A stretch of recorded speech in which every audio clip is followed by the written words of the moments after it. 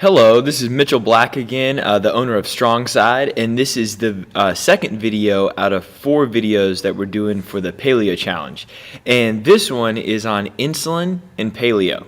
If you're interested in signing up for the Paleo Challenge, it does start January 18th, 2014, so we're just about 16 days away. And you can do so on the website at the bottom, which is thestrongside.com. You can go there and sign up for a 7-day pass, or you can click on the nutrition tab and it tells you how to sign up for the Paleo Challenge. So definitely check us out there, but I want to get rolling and give you an overview of insulin and paleo, just like I gave you an overview of leptin and ghrelin in video 1. So this will be a brief overview with all the information you need to know about what the Paleo Challenge is going to do for insulin. So to give you a few stats on insulin and make sure that we're all on the same page and kind of talk about what insulin is, to start off, 1/3 of Americans are insulin resistant. And we're going to talk about that a lot during the Paleo Challenge. So it's not something that isn't really prevalent. It's really prevalent. And insulin is the director of fat storage on your body. So insulin is a pancreatic hormone, or a hormone that's produced from the pancreas, and it controls blood sugar. But it also tells your body to store fat. That's the big thing, telling your body to store fat, not necessarily calories.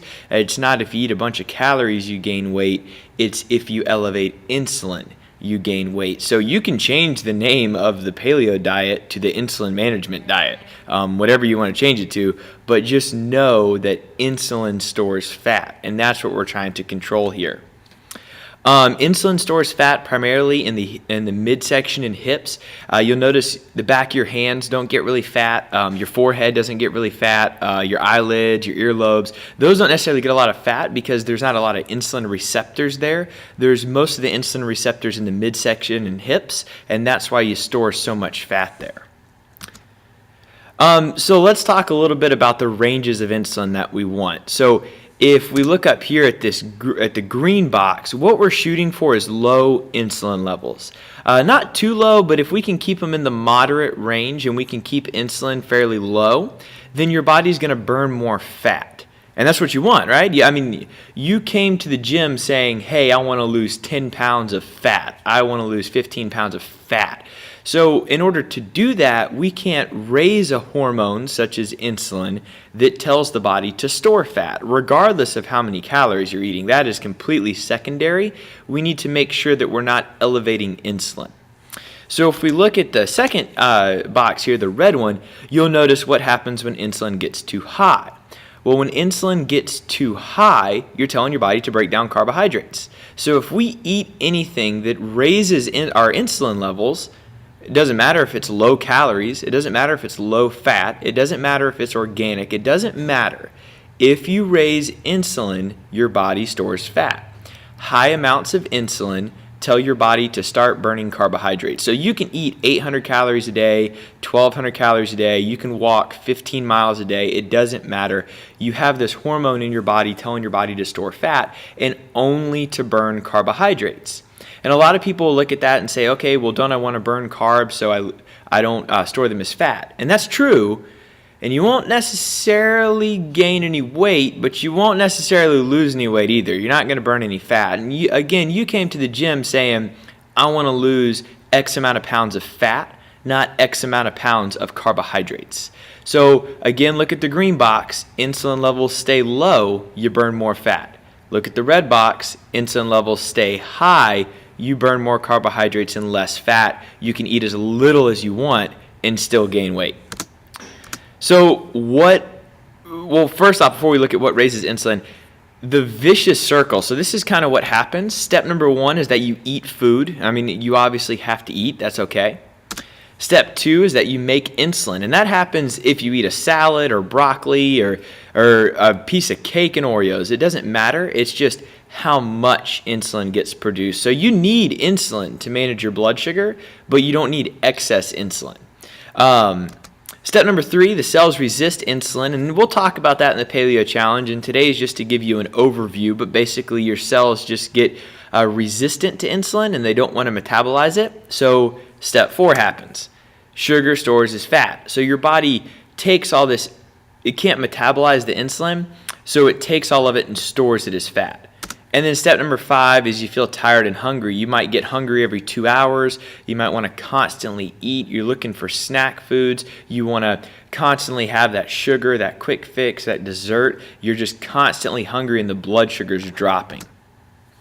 So what raises insulin?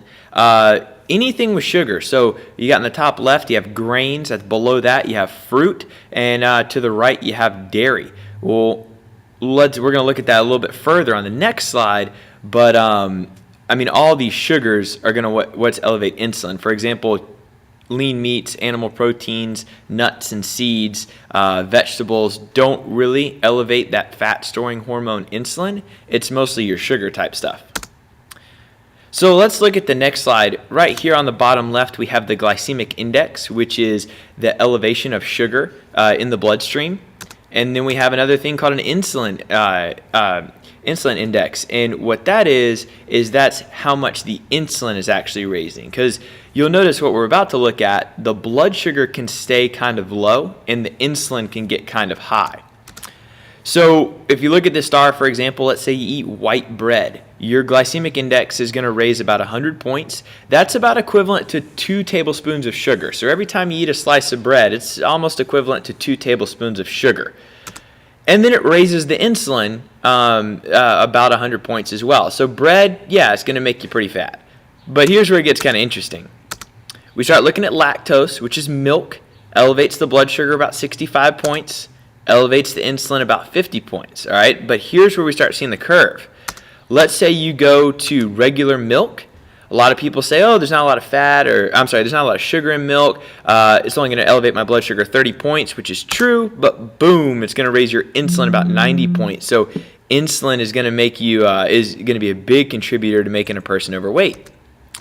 And then we can look down here at fermented milk. Fermented milk might only raise the blood sugar 18 points, but it raises the insulin almost 100 points. And this is just 4 things, but there's a lot of foods out there that can keep the blood sugar low as kind of like a trick, but can elevate insulin really high. And insulin is what's going to make you fat.